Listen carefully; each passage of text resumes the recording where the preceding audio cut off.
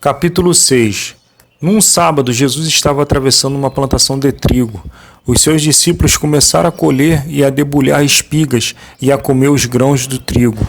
Então alguns fariseus perguntaram: por que é que vocês estão fazendo uma coisa que a nossa lei proíbe fazer no sábado? Jesus respondeu: vocês não leram o que Davi fez quando ele e os seus companheiros estavam com fome? Ele entrou na casa de Deus, pegou os pães oferecidos a Deus, comeu e deu também aos seus companheiros. No entanto, é contra a nossa lei alguém comer desses pães. Somente os sacerdotes têm o direito de fazer isso. E Jesus terminou dizendo: o Filho do Homem tem autoridade sobre o sábado. Num outro sábado, Jesus entrou na sinagoga e começou a ensinar. Estava ali um homem que tinha a mão direita aleijada. Alguns mestres da lei e alguns fariseus ficaram espiando Jesus com atenção para ver se ele ia curar alguém no sábado, pois queriam arranjar algum motivo para o acusar de desobedecer à lei. Mas Jesus conhecia os pensamentos deles e por isso disse para o homem que tinha a mão aleijada: levante-se e fique em pé aqui na frente. O homem se levantou e ficou em pé. Então Jesus disse: eu pergunto a vocês, o que é que a nossa lei diz sobre o sábado? O que é permitido fazer nesse dia? O bem ou o mal? Salvar alguém da morte ou deixar morrer? Jesus olhou para todos os que estavam em volta dele e disse para o homem: estenda a mão. O homem estendeu a mão e ele sarou. E ela sarou. Aí os mestres da lei e os fariseus ficaram furiosos e começaram a conversar sobre o que poderiam fazer contra Jesus.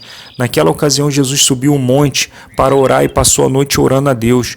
Quando amanheceu, chamou os seus discípulos e escolheu 12 deles, e deu o nome de apóstolo a estes 12. Simão, em que pôs o nome de Pedro, e o seu irmão André, Tiago e João, Filipe e Bartolomeu, Mateus e Tomé, Tiago, filho de Alfeu, Simão, o nacionalista, Judas, filho de Tiago, e Judas Iscariotes, que foi o traidor.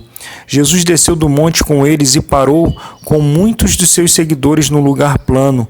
Uma grande multidão estava ali. Era gente de toda a Judéia, de Jerusalém e das cidades de Tiro e Sidom, que ficam na beira do mar.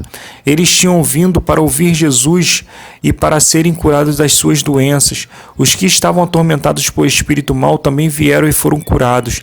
Todos queriam tocar em Jesus, porque dele saía um poder que curava todas as pessoas. Jesus olhou para os seus discípulos e disse: felizes são vocês, os pobres, pois o reino de Deus é de vocês. Felizes são vocês que agora têm fome, pois vão ter fartura. Felizes são vocês que agora choram, pois vão rir. Felizes são vocês quando os odiarem, rejeitarem, insultarem e disserem que vocês são maus, por serem seguidores do Filho do Homem. Fiquem felizes e muito alegres quando isso acontecer, pois uma grande recompensa no céu para vocês, pois os antepassados dessas pessoas fizeram essas mesmas coisas com os profetas. Mas ai de vocês que agora são ricos, pois já tiveram a sua vida boa. Ai de vocês que agora têm tudo, pois vão passar fome. Ai de vocês que agora estão rindo, pois vão chorar e se lamentar. Ai de vocês quando todos os elogiarem, pois os antepassados dessas pessoas também elogiaram os falsos profetas. Mas eu digo a vocês que estão me ouvindo: amem os seus inimigos e façam bem para os que odeiam vocês. Desejem bem para aqueles que os amaldiçoam e orem em favor daqueles que maltratam vocês. Se alguém lhe der um tapa na cara, vire o outro lado para ele bater também. Se alguém tomar a sua capa, deixe que leve a túnica também. Dê sempre a qualquer um que lhe pedir alguma coisa, e quando alguém tirar o que é seu, não peçam de volta. Façam aos outros a mesma coisa que querem que eles façam a vocês. Se vocês amam somente aqueles que os amam, o que é que estão fazendo demais? Até as pessoas de má fama amam as pessoas que as amam. E se vocês fazem o bem somente para aqueles que lhes fazem o bem, o que é que estão fazendo demais? Até as pessoas de má fama fazem isso. E se vocês emprestam somente para aqueles que vocês acham que vão lhes pagar, o que é que estão fazendo demais? Até as pessoas de má fama emprestam aos que têm má fama para receber de volta o que emprestaram. Façam ao contrário, amem os seus inimigos e façam bem para eles. Emprestem e não esperem receber de volta o que emprestaram, e assim vocês terão uma grande recompensa e serão filhos de Deus Altíssimo. Façam isso porque Ele é bom também para os ingratos e maus. Tenham misericórdia dos outros, assim como o Pai de vocês tem misericórdia de vocês. Não julguem os outros, e Deus não julgará vocês. Não condenem os outros, e Deus não condenará vocês. vocês. Perdoem os outros e Deus perdoará vocês.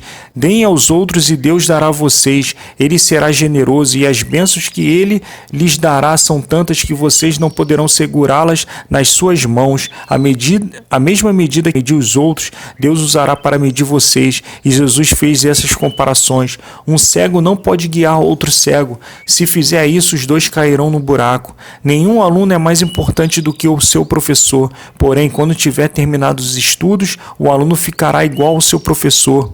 Por que é que você vê o cisco que está no olho do seu irmão e não repara na trave de madeira que está no seu próprio olho?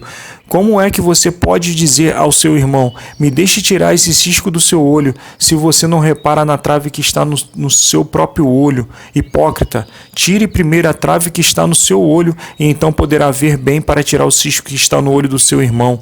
A árvore boa não dá frutas ruins, assim como a árvore que não presta não dá frutas boas, pois cada árvore é conhecida pelas frutas que ela produz.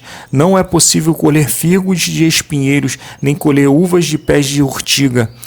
A pessoa boa tira o bem do depósito de coisas boas que tem no seu coração, e a pessoa má tira mal do seu depósito de coisas más do que o coração está cheio. Porque vocês me chamam Senhor, Senhor, e não fazem o que eu digo.